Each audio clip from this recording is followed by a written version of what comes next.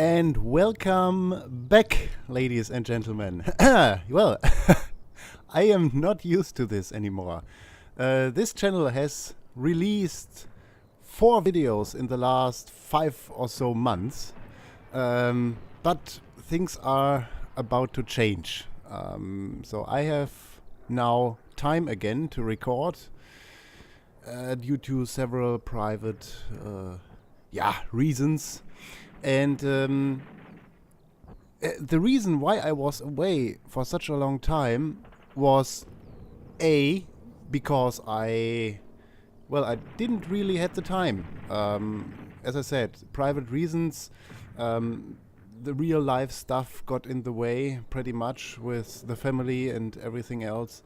But now things are about to change again, and yes, I have time again, which feels really nice.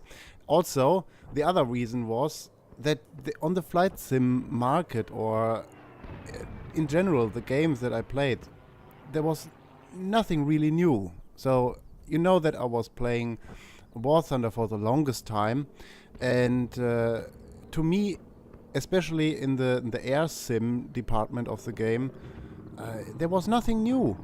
There was just nothing new. Gaijin was focusing on tanks, and more tanks, and they neglected the part of the game which made it big in the first place. Planes, right? And I know that in the last patch, which is called Supersonic, they were adding, 2 supersonic jets with IR missiles, and that's it. 2 planes. And high-tier planes, that is, so most people won't have access to them anyway. It's just the guys who have already unlocked the last Saber in the American tree and the MiG-17. They got access to the MiG-19 and the Super Saber, but anybody else is stuck with what they have, and it's regarding the plane department, as I said, it's boring. It's just got gotten boring, really boring for me. I loved the game, and I have played, I don't know, maybe 3, 4, 5,000 hours in some, but right now it's time to get to something new. And I was trying DCS, but the reason there why I didn't stick to DCS was that they have nice planes, for example the K4, the P-51, the 190 Dora. I have all these modules, but the whole experience feels a little bit like an afterthought to a jet simulator. So the planes itself are nice, but and they fly nice, don't get me wrong, but there's something missing. So it's hard to explain really. So they just focus on the planes, but they're neglecting the stuff all around it. The missions, there are not many World War II servers. It's not what I really like. So the only solution was to turn my head a little bit back and to get into IL2 again, and I was secretly practicing. So to those who follow my channel for a longer time, you know that I played IL2, but the biggest problem to me was the spotting in this game. The spotting is downright awful if you don't tweak the game a little bit. And I've done this. I can show you my settings. Graphics. So that is what I'm flying with. I have this not to 0.8, the gamma. I have set it to 0.5 or 6. There's a file that you can edit in the game folder. It's called startup.cfg, and there you can set the gamma to 0.5, so lower than it allows you here to set in the menu, and everything else like this. And regarding spotting, another thing is important for me, because the colors in this game sometimes look, to me, they look dull a little bit. So these two I was flying with. I said colorfulness and clarity. So clarity does what the name says. It adds more clarity. So you can see stuff better.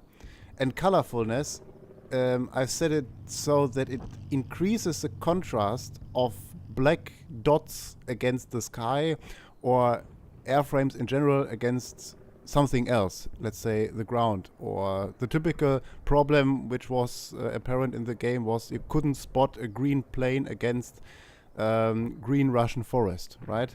Everybody knows this problem who plays the game.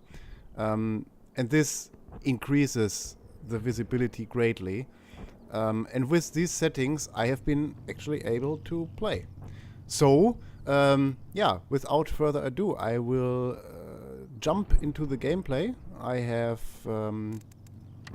almost all the planes now, so I can give you a look right here. Now these are all the planes I got. The collector planes are marked in yellow. The Yak-1B, the Spitfire Mark 5B, the HS-129, the Focke-Wulf 190A3, the G6, the LA5 Series 8 and the LA5FN. There are more, for example the JU-52 and the PO2, but to me these are just weird additions to the game. They don't really do anything regarding fighting, so I'm not interested in these. Also, I have all the add-ons. So, Battle of Bodenplatte, I pre-ordered this, the premium edition, so that I can have access in a short time or in a short while to the P-51, which will be added. I already have access to the 109K4. I also will get access to the Tempest when it will be released, and the Messerschmitt 262. So we will see how that turns out. I hope the Allies don't get ruffle-stomped by the plane. Because if you fly that right, then it's almost untouchable against props. But we will see. I have hopes that the developer thought about this. Because there's no counter to this. So the Allies will not get the Gloucester Meteor, for example. So the Germans will get the only jet, and we will see what happens. So, again, without further ado, I have some 109 G6 gameplay for you. This was recorded on the Wings of Liberty server when they had the Kuban map on, and I strapped my 30mm in the plane, the MK-108, and let's see how that turned out. So, I wish you much fun, and again, welcome back. You can expect, at least I think one video per week. So, So I am not sleeping anymore and I'm not dead. So, see you in the next one, guys. Alright, so, welcome to the gameplay. So this is basically the first encounter that I had. I have not flown the G6 in this configuration since, I don't know, at least a few months. So I've flown the G2, I've flown the F4, but not the G6. So here we are over our territory, and I am observing the situation right here. So this guy is a 109, I can see this right now, and of course I disengage, and I'm observing that stuff is happening here on the ground. But of course in a 109, which is not as maneuverable and definitely not a good dogfighter, I try to keep my altitude here. I know there's a lot of action going on, but so you can see, by the way, that the spotting here works really nice with the configuration I just showed you in the menus. So you can see really clearly what's going on, and you can develop a situational awareness, and that's for me most important in a competitive online flight sim game. So this guy gets heavy flak and machine gun fire, but I disengage and I am not want to go down there. Okay, so that's the next scene right here. You can see two planes right there. One is easy to identify. The other one looks like a stick in the air. And I thought, what's going on here? I couldn't ID that in the first few seconds. But now I see that it's most likely a Russian plane.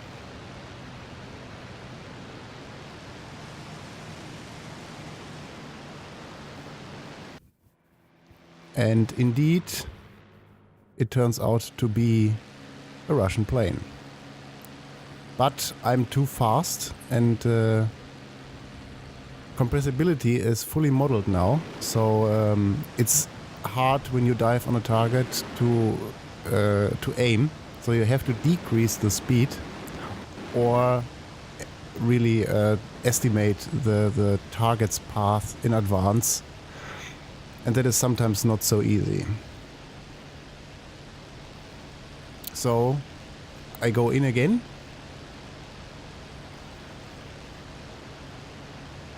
To check out the situation below the clouds, because unlike in War Thunder you cannot see what's below the clouds. There are no dots below that. And I see, okay, the guy seems to be gone. At least in the first few seconds. And there I see there's a shooting going on. So I observe the situation and I only go in when I'm sure that there's no other plane in the area.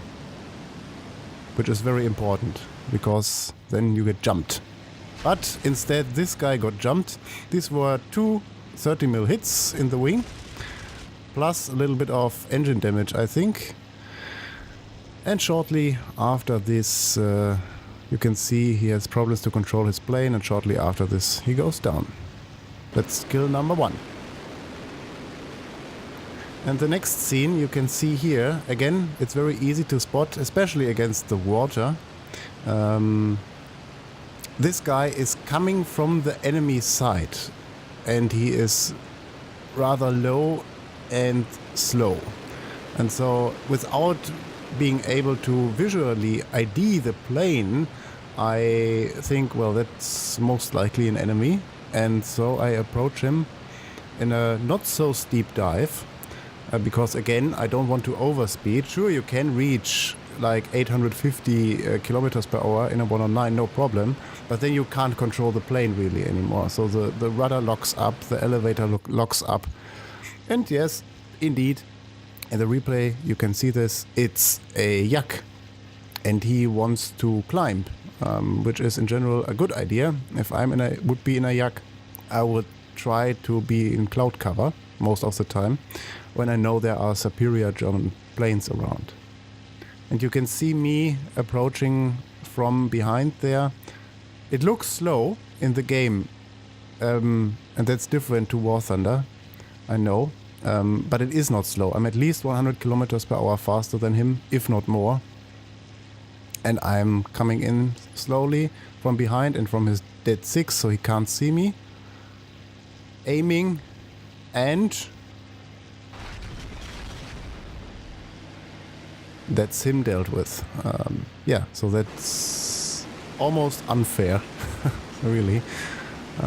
Even if he checked his 6, then he would be dead in the next turn, so yeah. MK108s are really nice.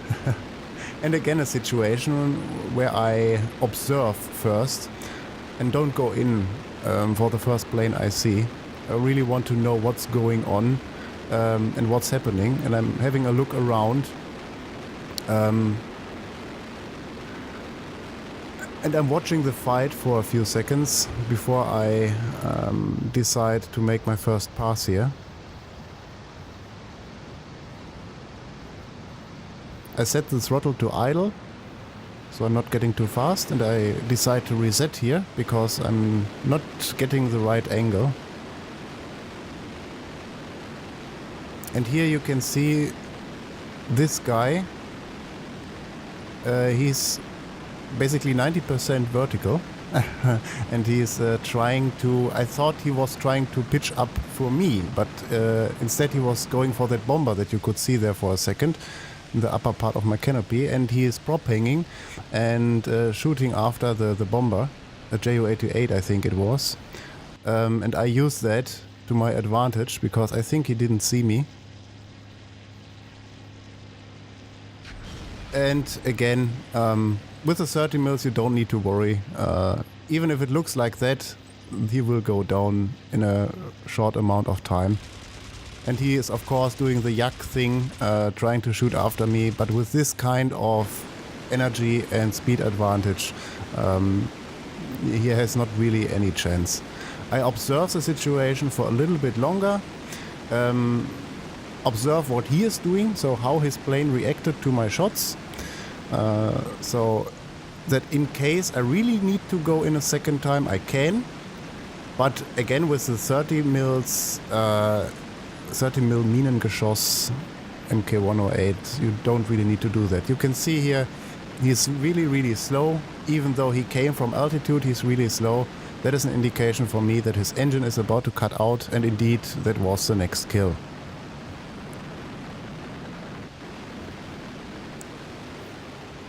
And there's the next scene already. So here you could see that a plane just passed me. That was, I think it was another 109. I'm on our side of the territory right now. And here the enemy is attacking our frontal airfield. So not the ones I was taking off from, but the forward airfield basically. It was a mission objective for the enemy. And I see one or two, it was two Peshkas down there, being attacked by one friendly. And of course, before I go down, I check my surroundings. Are there really no enemy planes or contacts in general in the area? It's really nothing happening other than what I see. And it wasn't, luckily, so that's a good thing. So I'm observing further and I'm spiraling down with the engine to almost set to idle. And they bombed the shit out of that base. And one Peshka gets destroyed by I think it was a Focke-Wulf from our side.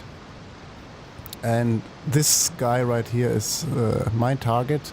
I'm really fast and I'm trying to aim correctly here, and I'm coming in from the front and immediately 30 mils from the front with the desired result. There are the one engine cut out and there's a big fire going on. And by that time I'm on 50% or 50 liters, excuse me, of fuel. So I really need to go home now. I see the parachute.